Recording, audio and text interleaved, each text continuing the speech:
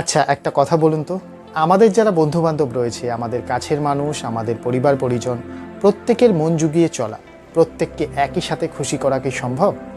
সম্ভবত নয়, তাই না? নমস্কার বন্ধুরা, আমি দীপঙ্কর, আপনাদের ইউটিউব বন্ধু, আপনাদের এক্সক্লুসিভ গল্পের ফেরিওয়ালা। আরও একবার আপনাদের জন্য এনেছি একটা নতুন মোটিভেশনাল স্টোরি। আসুন শুরু করা যাক। বহু বছর আগেকার ঘটনা। আমাদের দেশ ভারতবর্ষের একটি প্রাচীন শহর বেনারস।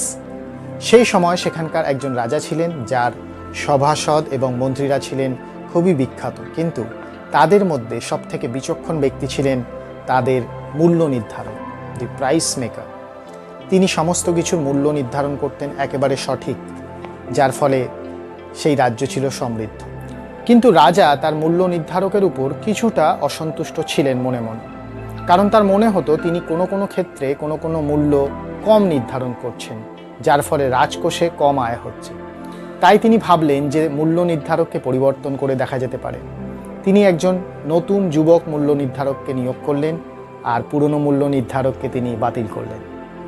নতুন মূল্য নির্ধারক যেটা করতেন, তিনি রাজার মন জুগিয়ে চলতেন, তার কথা মতো সমস্ত মূল্য নির্ধারণ করতেন, তাকে খুশি করার চেষ্টা করতেন সব সময়।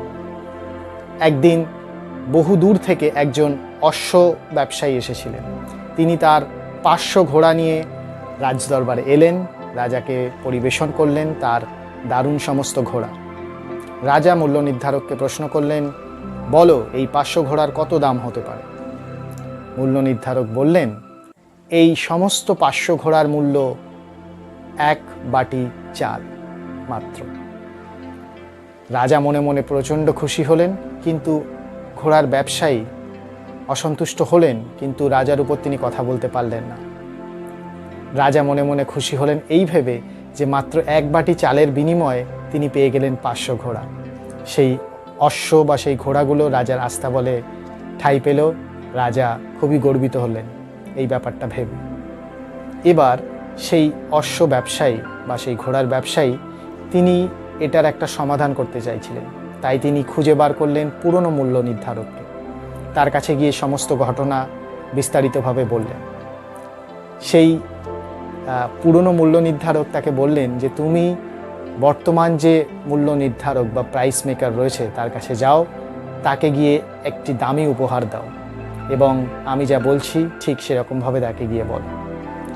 সেই ব্যবসায়ী মূল্য নির্ধারকের কাছে গেলেন এবং তাকে গিয়ে বলল যে আমি আপনার মূল্য নির্ধারণে অত্যন্ত খুশি হয়েছি, আপনার জন্য রইল এই রত্ন উপহার। তাকে একটি হীরের আংটি দিলেন।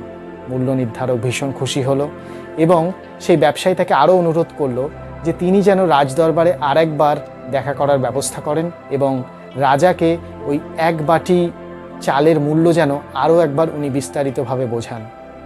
কারণ সেই অশ্ব ব্যবসায়ীর ফেরার সময় হয়ে গেছিল, তাই তিনি অনুরোধ করলেন যেন এর মধ্যে একবার রাজার সাথে সাক্ষাতের ব্যবস্থা করে দেওয়া হয় এবং একইভাবে এই 1 বাটি চালের মূল্য যেন বিস্তারিতভাবে বোঝানো হয় রাজদরবারে।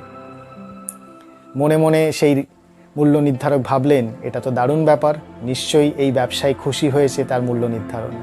তাই তিনি ব্যবস্থা করলেন রাজার সাথে সাক্ষাতের। দ্বিতীয়বার সাক্ষাৎকারের সময় সেই ব্যবসায়ী তার সাথে নিয়ে গেলেন পুরনো মূল্য নির্ধারককে। গিয়ে নতুন মূল্য নির্ধারককে প্রশ্ন করলেন, আচ্ছা আমি আপনার মূল্য নির্ধারণে ভীষণ খুশি হয়েছি, অনুগ্রহ করে যদি আপনি বোঝান যে 1 বাটি চালের মূল্য ঠিক কতটা। আমি চাই এই রাজদরবারে যারা আছেন তারাও খুব ভালোভাবে জানুক 1 বাটি চালের মূল্য ঠিক কতটা।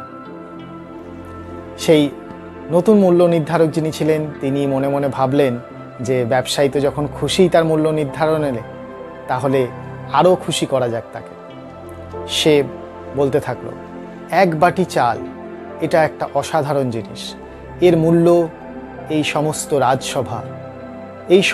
রাজসভাই শুধু নয়, সমস্ত ধন সম্পদ যা রয়েছে রাজকোষে, শুধু তাই নয়, এই সম্পূর্ণ বেনারস রাজ্য এই 1 বাটি চালের মূল্য ধারণ করতে পারে। 1 বাটি চাল দিয়ে কেনা যেতে পারে এই সমস্ত বেনারস রাজ্য। তার কথা শোনার পর সেই রাজ্যের রাজসভায় যারা ছিলেন সমস্ত জ্ঞানীগুণী ব্যক্তিরা প্রত্যেকেই অট্টহাস্য করতে শুরু করলো। তারা বিদ্রূপ করতে লাগলো, রাজা কোথা থেকে এনেছে এরকম একজন বোকা মূল্য নির্ধারককে। রাজা মনে মনে অপমানিত হতে থাকলেন। তিনি বুঝতে পারলেন তিনি কতটা ভুল করেছেন এই মূল্য নির্ধারককে রেখে। তিনি তার পুরনো মূল্য নির্ধারককে ডেকে তাকে আবার নিয়োজিত করলেন তার নিজের জায়গায় এবং সেই ব্যবসায়ীকে তার 500 ঘোড়ার সঠিক মূল্য দিয়ে তার কাছে ক্ষমা চেয়ে নিলেন এবং তাকে বিদায় জানালেন। বন্ধুরা, প্রত্যেককে খুশি করা, একইভাবে প্রত্যেকের মন জুগিয়ে চলা এটা কখনোই সম্ভব নয়, সেটা মেনে নিন। আর আপনি সবার সাথে যেভাবে ব্যবহার করেন, সবাইকে যেভাবে ট্রিট করেন, সেটা তার সামনে যেরকমভাবে করেন তার অনুপস্থিতিতেও যেন ঠিক একইভাবে করেন, এটা মনে রাখবেন। সৎ থাকুন প্রত্যেকটি সম্পর্কে। অপ্রিয় সত্য কথা বলতে হলেও সেটা বলুন, কারণ মনে রাখবেন সবাইকে সবার মতো করে মন জুগিয়ে চলা কখনোই সম্ভব না। বন্ধুরা, ভিডিওটি কেমন লাগলো আপনাদের? যদি ভিডিওটি ভালো লেগে থাকে ভিডিওটিকে লাইক করুন, ভিডিওটি আপনার বন্ধুবান্ধব, আপনার পরিবার পরিজনের সাথে শেয়ার করুন, আর আপনাদের মূল্যবান মতামত জানাতে ভুলবেন না আমাদের কমেন্টস বক্স সেকশন। আপনাদের প্রত্যেকটা মতামত আমাদের জন্য এক একটা মোটিভেশন। আপনাদের জন্য আরও নতুন নতুন মোটিভেশনাল স্টোরি আমরা নিয়ে আসবো খুব তাড়াতাড়ি। সবাই ভালো থাকবেন, ধন্যবাদ।